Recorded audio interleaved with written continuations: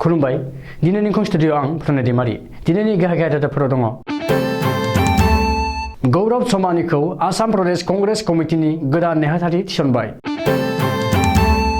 रासियानि हेंथायै दावहा नांनो नाट'आ इउक्रेननो गोबां हाथियार जगायदों शिबसागरनि नाजिरायाव बिस गोनां मैखुन ओंख्रि जानानै नखरसेनिनो 3 सुबुङा नोरजिया जादों लखिमपुरनि टेकेरागुरियाव थ्रिरात्रिनि गंसे बासआ हारसिङैनो बेलथायनायाव 19 जोखोम तिनिसुकियानि काकु फोथाराव पुलिसआ 3 ड्राग्स फालांगिखौ गोबां रांजों लोगोसे हमनो हादों चिरांनि बरतलायाव लामा जाब्रबथाय सासेनि जिउ खहा आरो 3 जोखोम दानिया फैदो आबुं रादाबाव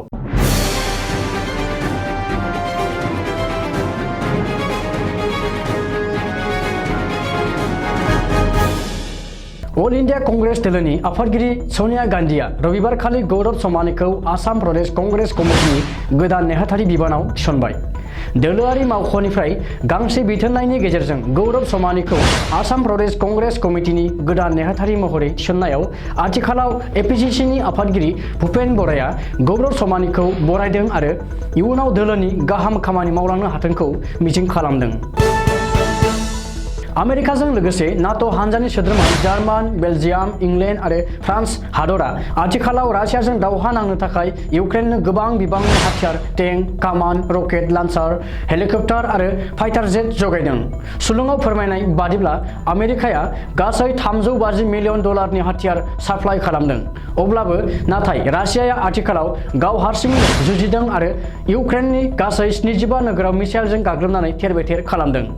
बेनि अनगायैबो आथिखालाव इउक्रेननि मेरिपल नोगोरखौ रासियान आर्मिया 100% दखल खालामबाय आरो राजथावनि किभखौबो 20% दखल खालामबाय होननानै सुलुङाव फोरमायदों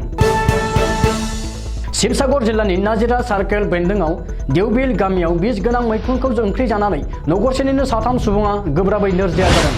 नोरजिया जानाय 3 सुबुङा फारियै बिफा सेनिराम कौर फिसाज्ला इन्द्रजित कौर आरो बिहामजो अपराजिता गौस्वामी कौर होननानै मिथिनो मोननाय जादों आथिखालाव बिफा सेनिराम कौरआ एसे गाहामाव फैबायब्लाबो नाथाय फिसाज्ला इन्द्रजित कौर आरो बिहामजो अपराजिता गौस्वामी कौर मोनहा दासिमबो गाहामाव फैयाखै होननानै सुलुङाव फोरमायदों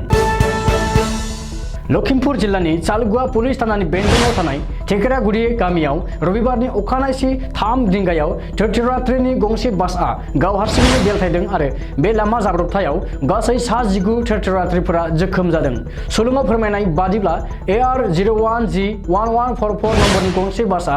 माजुलिनि अवारिगुरियाव मोनसे धोरोमारि हाबाफारियाव बाहागो लानानै लखिमपुर फारसे फैगासिनो दङमोन बे समावनो बास गारिनि ड्राइभारा थेन्थ'नानै गारिया हारसिङैनो बेलथायनायाव बासाव थानाय गासै 19 हान्थियारिफोरा जोखोम जादों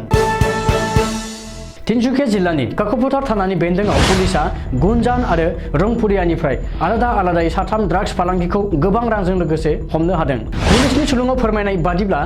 ओसी नवीन सेटियानि दैदेननायाव पुलिसनि मोनसे दोलोआ शरद दिहिंगिया मुंनि सासेखौ रंपुरियानिफ्राय हमदों आरो लकेश्वर बरुवा आरो प्रदीप बरुवामोनखौ गुनजाननिफ्राय हमनो हादों बिसोरनिफ्राय पुलिसआ गासै 3,61,800 रां जब्द खालामनो हादों आरो गोबां ड्राग्स कन्टेनारजों लोगोसे माखासे बिबांनि ड्राग्स मोननो हादों आथिखालाव पुलिसआ बिसोरनिफ्राय बेरेखायै केस रेजिस्टार खालामनानै जोबथेसालियाव दैथायहरबाय होननानै मिथिहोदों चिरां जिल्लानि काजलगाव सदरजों नांजाबनाय 31 नं NH राजालामा सायाव शनिबार खालि गंसे ट्रेलार गारिया साखाथिजों एरायलांनाय गंसे हुन्डाइ साखा खब्रै गारिनि सायाव गोग्लैसिननायाव सासेनि जिउ खहा जादों आरो 3 गोब्राब हालोदाव जोखोम जानानै थैनायजों जुजिगासिनो दङ मख'नो गोनांदि शनिबार खालि जानाय बे जाब्रबथाया जोबोर सोमोनांथाव जादों NL01L3885 नम्बरनि गंसे ट्रेलार गारिया गाव हारसिङैनो साखाथिजों एरायलांनाय AS18G3223 नम्बरनि गंसे हुन्डाइ गारिनि सायाव गोग्लैसिनदोंमोन जाहोनाव हुन्डाइ सिङाव थानाय 4 सुबुङा गोब्राब हालोदाव जोखोम जानांदों उननि समाव धालिगाव थानानि पुलिसआ खुनुरुखुमै गोबाव सम नाजाथाबनायनि उनाव 4खौबो दिहुननानै देहा फाहामसालियाव एडमिट खालामहैदोंमोन नाथाय उननि समाव मोहम्मद मीर हासान आली मुंनि सासेया देहा फाहामसालियावनो जोबथा हां बोयो बेनि अनगायैबो रिंकु आली धीराज आली आरो हासान आली मुंनि 3 गोब्राब हालोदाव जोखोम जानानै थैनायजों जुजिगासिनो दङ